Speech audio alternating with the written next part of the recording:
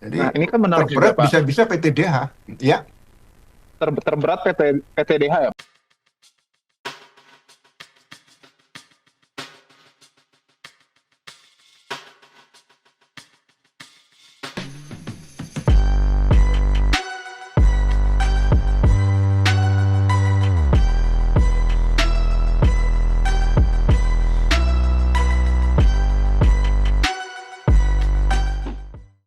iya.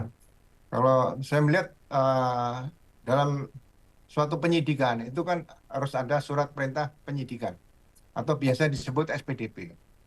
Kemudian setelah dianalisa TKP dan kasusnya, baru akan menentukan kira-kira barang bukti apa yang harus ditemukan yang nanti bisa menjadi pertanggungjawaban penyidikan di pengadilan.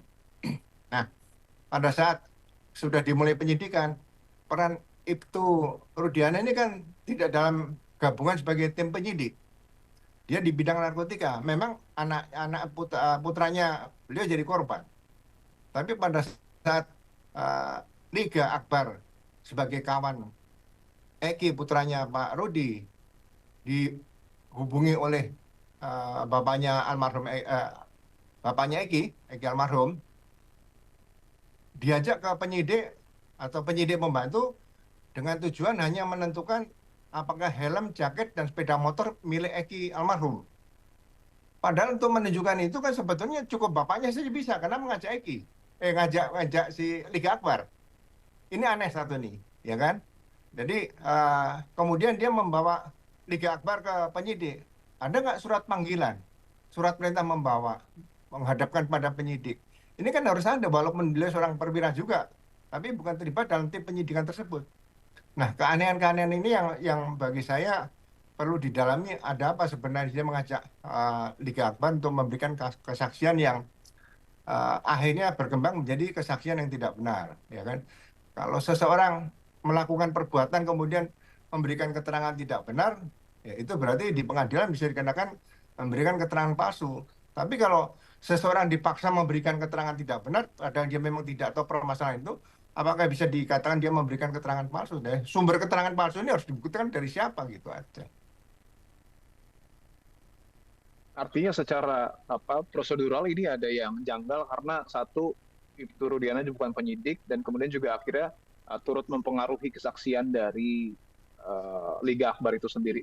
Tapi Pak, kalau misalnya tadi kan dijelaskan bahwa misalnya Liga Akbar ini memberikan keterangan palsu itu bisa diputus di pengadilan. Nah, bagaimana kemudian untuk sikap yang diambil misalnya oleh Propam ke Ibtu Rudiana sendiri, Pak? Apakah ada mekanisme misalnya hukuman atau teguran atau mungkin pelanggaran etik mungkin Pak yang mungkin saja diberikan ke Ibtu Rudiana, Pak? Ya, kalau saya pelanggaran etika profesinya bisa diproses, dipercepat di situ bahwa termasuk pelanggaran etika profesi berat karena memaksa seseorang untuk memberikan keterangan yang tidak benar terhadap suatu peristiwa yang memang seharusnya itu peristiwa pidana yang harus diungkap secara benar itu aja. Jadi Nah, ini kan menarik juga, terberat Pak. bisa-bisa PTDH. Ya, Terberat PTDH ya, Pak ya? arahnya PTDH karena sudah memalukan Korps Bayangkara kepolisian.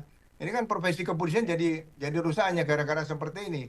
Seorang perwira itu kan harusnya lebih lebih banyak mengetahui tentang apa yang harus dia lakukan dan apa yang tidak harus dia lakukan seperti itu.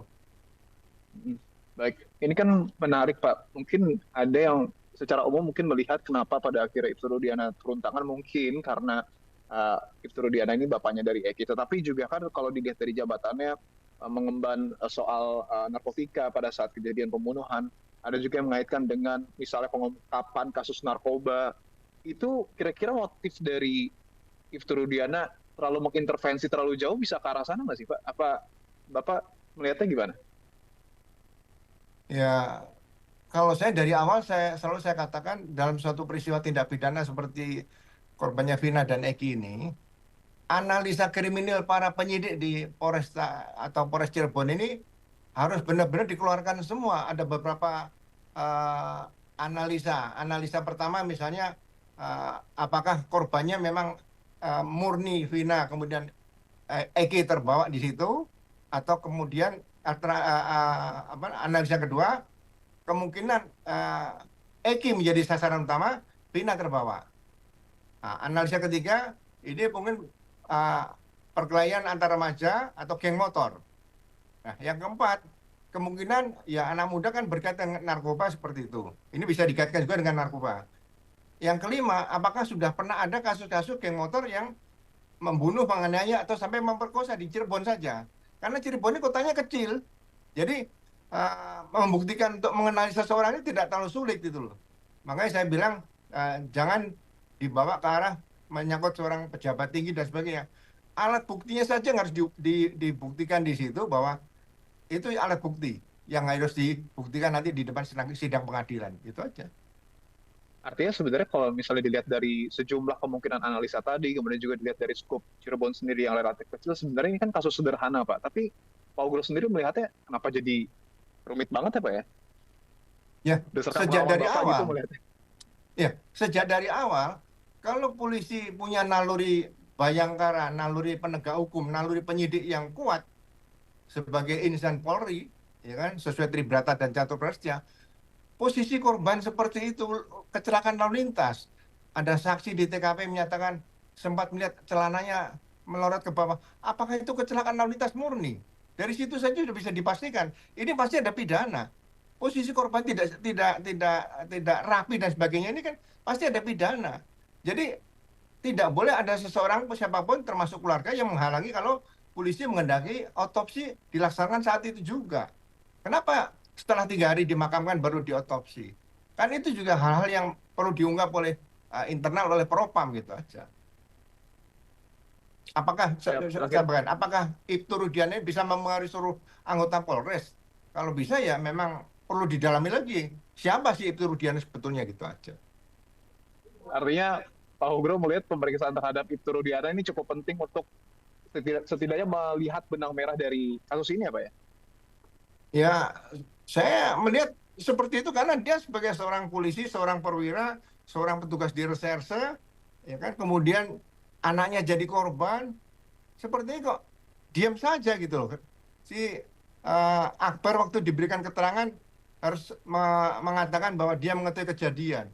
Nah, Akbar ini tiap hari bisa tidur di rumahnya Pak Ibtu Rudi, ya kan? Kenapa dia tidak melaporkan apa yang dia lihat, misalnya dia melihat gitu loh. Kenapa baru cerita kepada penyidik? Ini kan nilai kebohongannya bisa dibaca dari situ.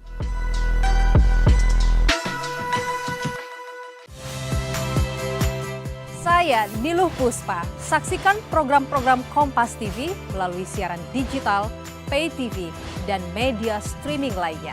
Kompas TV, independen, terpercaya.